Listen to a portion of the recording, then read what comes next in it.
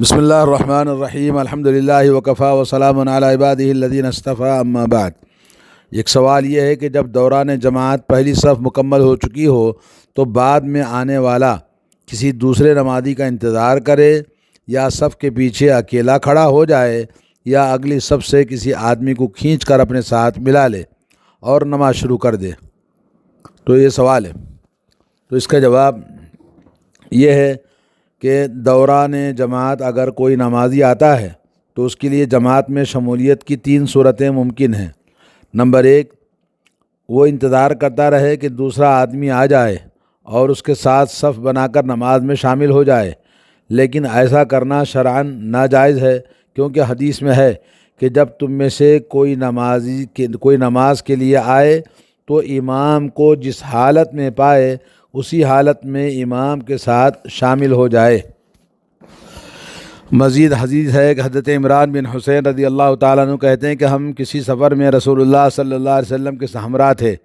دوران سفر نماز کا وقت ہوا تو آپ صلی اللہ علیہ وسلم نے لوگوں کو نماز پڑھائی۔ جب نماز سے فارغ ہوئے تو آپ نے دیکھا کہ ایک آدمی الگ تھلگ کھڑا ہے جس نے جماعت کے ساتھ نماز نہیں پڑھی۔ آپ صلی اللہ علیہ وسلم نے اس سے باز پرس کرتے ہوئے فرمایا، تو نے ہمارے ساتھ نماز کیوں نہیں ادا کی؟ تو اس نے عرض کیا کہ میں جنابت کی حالت میں تھا لیکن غسل کے لیے پانی نہیں مل سکا، اس لیے نماز میں شمولیت نہیں کی۔ تو آپ صلی اللہ علیہ وسلم نے فرمایا، تجھے تیمم کر کے نماز میں شامل ہو جانا چاہیے تھا۔ صحیح بخاری کتاب التیمم۔ اس کا مطلب یہ ہے کہ نماز کے لیے آنے والے کی نماز میں شمولیت ضروری ہے، البتہ اگر کوئی شرعی عذر ہو تو الگ بات ہے۔ صورت مسئولہ میں کوئی عذر شرعی ایسا نہیں ہے جس کے پیش نظر اسے کسی دوسرے شخص کا انتظار کرنے کے لیے یوں ہی مسجد میں ٹہلنے اور پھرنے کی اجازت دے دی جائے اور یہاں تک کہ کوئی آئے تو پھر جب شامل ہو، بلکہ بہت ساری احادیث ایسی ہیں جس میں نبی علیہ الصلوۃ والسلام نے فرمایا کہ جب آپ مسجد کو اقامت سنیں تو اقامت سننے کے بعد نماز میں شامل ہوں۔ اللہ کے نبی صلی اللہ علیہ وسلم کی جو حدیث ہے کہ فما فاتکم فاتموا، کہ جو تم سے نماز رہ جائے اس کی قضا کر لو، اور امام جس حال میں بھی ہے اسی حال میں امام کے ساتھ شامل ہونا ضروری ہے۔ دوسری صورت یہ ہے جب اکیلا ہو جائے آدمی کہ وہ اکیلا کھڑا ہو جائے، جیسا کہ آج کل جدید تحقیق کے آڑ میں اس کی تلقین کی جاتی ہے کہ اس کے متعلق احادیث میں ممانعت ہے۔ رسول اللہ صلی اللہ علیہ وسلم نے ایک شخص کو دیکھا جو صف کے پیچھے اکیلا نماز پڑھ رہا تھا، تو آپ صلی اللہ علیہ وسلم نے اسے دوبارہ نماز پڑھنے کا حکم دیا۔ سنن ابو داؤد 682۔ حضرت علی بن شیبان رضی اللہ تعالیٰ عنہ سے مروی ہے کہ رسول اللہ صلی اللہ علیہ وسلم نے فرمایا، صف کے پیچھے اکیلے آدمی کی نماز نہیں ہوتی۔ سنن ابن ماجہ اقامت الصلاۃ 1003۔ علامہ امیر صنعانی حدیث ابو داؤد کے پیش نظر لکھتے ہیں کہ جس نے صف کے پیچھے اکیلے نماز پڑھی اس کی نماز نہیں ہوئی۔ تیسری صورتحال یہ ہے کہ اگلی صف سے کوئی نمازی کھینچ کر اپنے ساتھ ملا لیا جائے، اس طرح صف بندی کر کے نماز میں شامل ہو جائے۔ ہمارے نزدیک یہ صورت کتاب و سنت کے زیادہ قریب ہے، کیونکہ سنت میں اس کی نظیر ملتی ہے، وہ یہ کہ جب امام اور مقتدی ایک ساتھ نماز پڑھ رہے ہوں، اسی حالت میں ایک تیسرا آدمی آ جائے تو اس کی شمولیت 2 طرح سے ممکن ہے کہ امام کو آگے کر دیا جائے اور خود مقتدی کے ساتھ صف بندی کر کے نماز شروع کر دے، اور اگر آگے دیوار ہے تو مقتدی کو پیچھے کھینچ کر اپنے ساتھ ملائے اور نماز ادا کرے۔ اس پر قطع صف کا الزام اس لیے درست نہیں ہے کہ صف بندی کے لیے اس نے ایسا کیا ہے اور اس کے پیچھے آنے سے جو خلا پیدا ہوا ہے اسے دائیں یا بائیں جانب سے پر کر لیا جائے، جیسا کہ دوران نماز اگر کسی کا وضو ٹوٹ جائے تو وہ بھی اسی کی زد میں آتا ہے۔ واضح رہے کہ عورت کے اکیلے نماز پڑھنے کو امام کے پیچھے اکیلے کھڑے رہنے کے لیے نظیر نہیں قرار دیا جا سکتا، کیونکہ عورت کو دوران جماعت اکیلی نماز پڑھنے کی اجازت ہے۔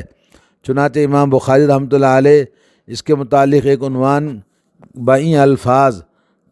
باندھا ہے، عورت کے لیے جائز ہے کہ وہ اکیلی صف بنا لے،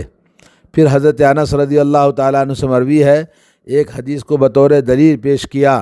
اور فرماتے ہیں کہ رسول اللہ صلی اللہ علیہ وسلم نے ایک دفعہ حضرت ام سلیم رضی اللہ تعالیٰ عنہ کے گھر نماز با جماعت کا اہتمام فرمایا۔ میں اور ایک لڑکا آپ کے پیچھے اور حضرت ام سلیم اکیلی ہمارے پیچھے کھڑی تھیں۔ اسی حالت میں رسول اللہ صلی اللہ علیہ وسلم نے جماعت کرائی۔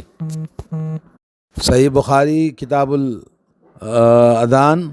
727۔ اس سلسلے میں ایک اور حدیث بھی ہے جسے امام طبرانی نے بیان کیا ہے، جو ضعیف ہے، اس لیے ہم نے اسے بطور دلیل پیش نہیں کی ہے، لیکن یہ کہ اس سے بھی یہ تائید ہوتی ہے کہ اکیلا نماز پڑھے، اکیلا نماز پڑھ سکتا ہے۔ چونکہ یہ مسئلہ اجتہادی ہے، اس لیے ہم نے اس صورت کو اختیار کیا ہے جو کتاب و سنت سے زیادہ قریب ہے۔ دوسری دونوں صورتوں میں شرعی قباحتیں ہیں جن کی تفصیل ہم یعنی سمجھنے کی ضرورت ہے۔ شیخ ابن باز رحمہ اللہ سے جب پوچھا گیا کہ اکیلا آپ مسجد میں آئیں اور پوری صف بھری ہوئی ہے تو کیا کرنا چاہیے، تو شیخ نے جواب اس کا یہ دیا ہے کہ اس کے لیے لازم ہے کہ وہ جگہ تلاش کرے، یعنی صف میں لوگوں کو ہٹائے اور اس میں جگہ بنائے اور اس کے اندر صف میں داخل ہو، یا یہ کہ اگر امام کے دائیں جانب جا کے کھڑے ہو سکتے ہیں تو ایسا کھڑا ہو، لیکن صف میں سے کسی کو کھینچنا اور کھینچ کر پھر صف سے اپنے ایک آدمی کو نکال کر اس کے ساتھ کھڑا ہونا، بولے یہ درست نہیں ہے، کیونکہ رسول اللہ صلی اللہ علیہ وسلم نے صف میں خلل ڈالنے سے منع فرمایا ہے۔ لیکن اس آدمی کے لیے چاہیے کہ وہ انتظار کرے یہاں تک کہ کوئی آ جائے تو اس کے ساتھ صف بنا لے۔ اگر انتظار میں امام سلام پھیر دے تو پھر اکیلے نماز پڑھے، وہ معذور ہے الحمدللہ۔ لیکن یہ کہ صف کے پیچھے اکیلا نماز پڑھنا منع ہے، کیونکہ نبی کریم صلی اللہ علیہ وسلم نے منع فرمایا اور فرمایا کہ لا صلاۃ لمنفرد خلف الصف، یہ اکیلے آدمی صف کے پیچھے نماز پڑھنا اس کی نماز نہیں ہے، آپ نے فرمایا۔ اور اسی طرح سے جب اللہ کے نبی صلی اللہ علیہ وسلم نے نماز پڑھائی اور اس کے بعد دیکھا کہ ایک آدمی صف کے پیچھے اکیلا کھڑا تھا، اکیلا نماز پڑھا تھا، تو اللہ کے نبی صلی اللہ علیہ وسلم نے اس کو نماز کو لوٹانے کا حکم دیا، اور اس سے یہ نہیں پوچھا کہ آپ اکیلے نماز پڑھے کیوں کوئی اور نہیں ملا، بلکہ آپ نے اس کو بغیر کچھ کہا کہ نماز کو لوٹاؤ، اکیلا صف کے پیچھے نماز نہیں ہوتی، جیسا کہ اللہ کے نبی صلی اللہ علیہ وسلم فرمایا لا صلاۃ لمنفرد خلف الصف۔ تو کسی آدمی کے لیے مناسب نہیں ہے کہ اکیلا نماز پڑھے، اور نہ کسی کو صف میں سے کھینچ کر اکیلا آدمی صف سے نکالنا، صف میں خلل واقع ہوتا ہے، بلکہ انتظار کرے، اور انتظار کرنے یا یہ کہ صف میں جو لوگوں کے بیچ میں جگہ ہوتی ہے ان کو قریب کر کے صف میں داخل ہو جائے، چاہے پہلی صف میں ہو، چاہے دوسری صف میں یا تیسری صف میں، جہاں بھی جگہ ملتی ہے تو داخل ہو جائے، اور امام کے دائیں جانب کھڑا ہو جائے۔ یہ تمام چیزیں جائز ہیں، اور اکیلا نماز پڑھنا جائز نہیں ہے۔ وصلی اللہ علی نبینا محمد وعلی آلہ وصحبہ اجمعین۔